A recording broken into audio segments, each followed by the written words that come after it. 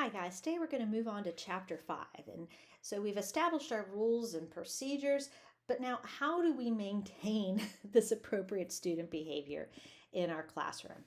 And this is all going to be falling underneath what we see as TAPS 7, that positive classroom environment, and TAPS 8, a challenging academic environment. And we need to develop a positive classroom climate because this is one of the most important ways to establish and maintain student cooperation and responsibility. So, what does it mean to communicate caring and support? Well, frankly, students appreciate teachers' willingness to be there for them, simply to listen, to show support for their personal and academic lives, to demonstrate that you really care about them. Students know when you're faking it, whether you're just saying something just to nod along in agreement, or if you're really listening, they know, they can tell the difference between it. And so, really be there and listen and take the time to show them that you care about them.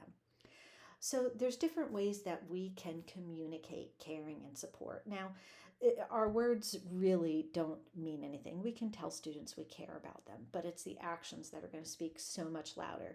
It's in the same way anybody can say, Jesus loves you. It's another thing to demonstrate to them what loving like Jesus means. And that's what we're doing to our students. We're teaching them, we're caring about them and loving them through the power given to us by the Holy Spirit. And that's the only way you can really, really do this effectively. Now, there's a couple strategies we can use. One is learn about their lives. Ask them questions. Part of your grading log is asking them questions as they're coming in and out, taking notice of things that are different, about your student, asking them how it's going, how things have changed, and maintaining a high ratio of positive to negative comments. In other words, don't focus on the negative. Guys, there's plenty of it out there. We don't need to constantly look for it. Instead, look for the positive in your students. Some students you're going to have to look a little bit harder for that positive, but look for the positive. I promise you it is there. And then listen to them when they're talking to you. Look at them, make eye contact, respond to what they're saying. Don't just nod along. Be sensitive if there's cultural or ethnic differences. There are going to be some things that you don't understand. And be willing to admit, hey, I just don't know. I don't understand. Can you explain this to me? And then create opportunities for personal discussions and interactions. And when I'm teaching in person, I always tell sorts of stories of things that my kids have done and students I've seen. It creates a connection to students because they need to know you're human. You're not perfect. And if you've ever had me in class before, you know I end up apologizing at least a half dozen times during the course of the semester because maybe I said something wrong or I messed something up. We're not perfect individuals. I am not a perfect individual. And so when you make a mistake, be willing to admit it. Students really appreciate that openness with them. Now, relationships when you're looking at urban settings can be a little bit different than if you're teaching in a place like, say, Stevens County or Habersham or Franklin, that are some of our local counties.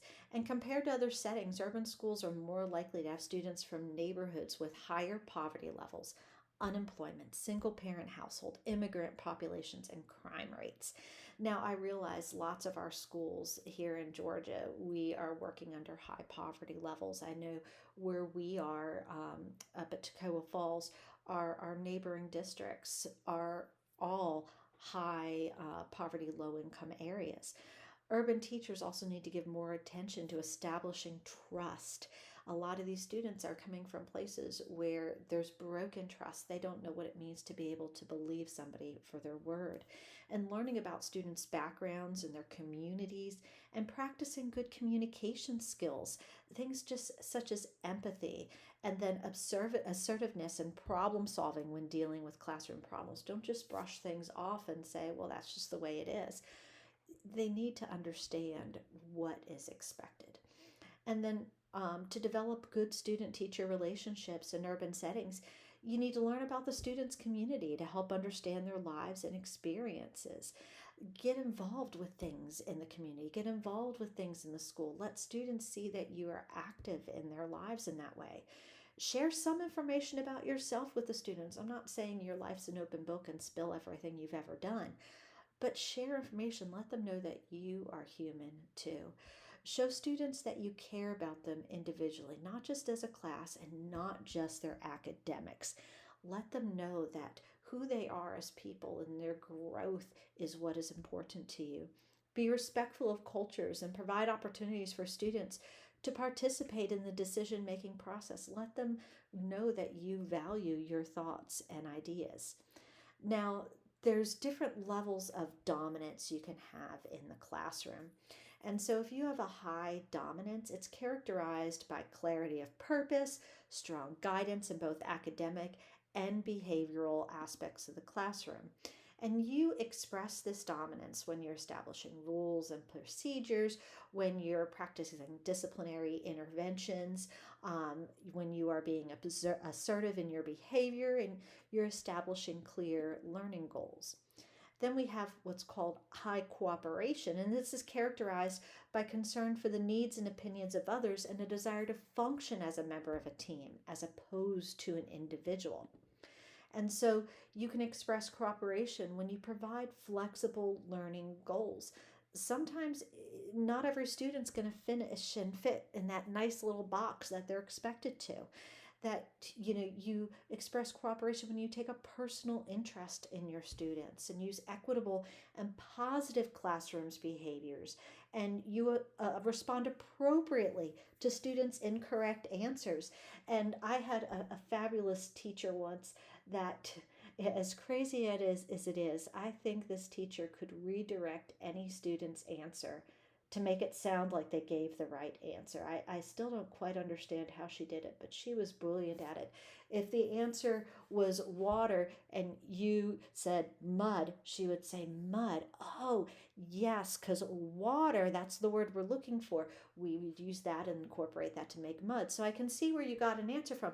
And it made you feel like, okay, I'm not stupid, I'm on the right path. And students were more willing to answer and work in that classroom. A moderate to high level of dominance and a moderate to high level of cooperation provide the optimal teacher student relationship for working. And so you want to have a mental set for management. And you might be like, hey, I got into teaching, I'm not in management. Well, you are in management. It's just not called that, it's called education. But a mental set is a teacher's heightened awareness of his or her surroundings, and it involves a conscious effort to control your thoughts or behaviors in that setting. So there's two aspects of this mental set, what we call withitness, you might have heard that term before, and what we call emotional objectivity. Withitness, this is a teacher's mental set to look at all parts of the classroom at all times and be aware of what is happening, and then demonstrate the withitness to students by quickly and accurately intervening when there's inappropriate behavior. I'm sure you've heard the phrase, and it's usually said about moms, that we have eyes in the back of our heads. That is, in essence, what we're talking about with itness, that you're taking in all aspects of the classroom, and out of the corner of your eye, you can still see Jimmy, and he is getting ready to ball up a piece of paper and throw it across the room, and you can turn and look and just simply say, I don't think so. But you know what is happening at all times, and you can catch that behavior oftentimes before it even starts. Teachers who are with it, they're going to monitor regularly and react immediately.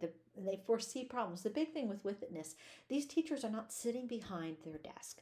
They are up and moving at all times in the classroom. Then we have what's called emotional objectivity. And this is the ability to interact with students in a business-like, matter-of-fact manner, even though you might be experiencing some strong emotions about a classroom event. One of the best things, and I know I've said this before if you've had me in class, that I learned in my undergrad was from one of my psychology professors. And he said, your students can never make you angry. You choose to become angry. And that's, in essence, emotional objectivity. You're making a choice on how you are going to respond. And you could be very, very angry with a student, but it's your choice to be angry. You have to step back from that and deal with it in a professional manner. So there's ways we can prevent misbehavior, though, and that's exhibiting this withitness. When you notice and respond to anything that's even starting to happen and you're doing it quickly, And you can what we call overlapping. And this is handling more than one issue at a time in a class.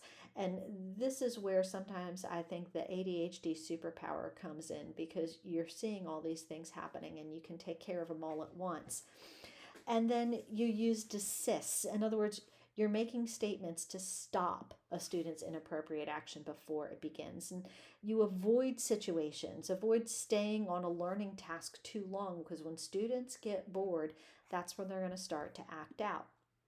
And you can manage a lot of movement through the lesson.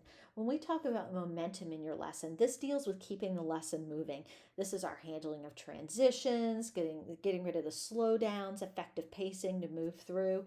And then the idea of smoothness, this is staying on task without making these abrupt changes or digressions or divergences.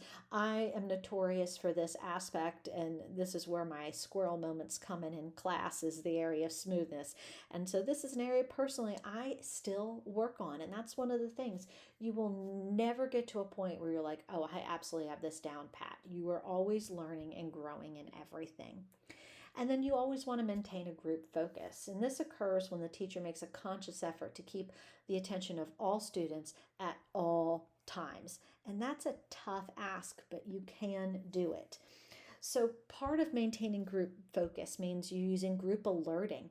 And this is taking actions to engage the attention of the whole class only when certain individuals are responding. In elementary, one of the easiest ways to describe this is the class, yes, yes. That's the idea of group alerting. And then maintaining group accountability. This takes place when students know their performance in class will be observed and evaluated in some manner. And this could be part of contingent rewards of some sort in the classroom, or if in the case of group work in my class, there was the rubric that I walked around and was evaluating the students individually and in their groups with. And then use high participation formats. And when the students are actually doing something, and by doing something, I'm not talking about sitting there taking notes. I'm talking about manipulating, problem solving, writing answers, performing something.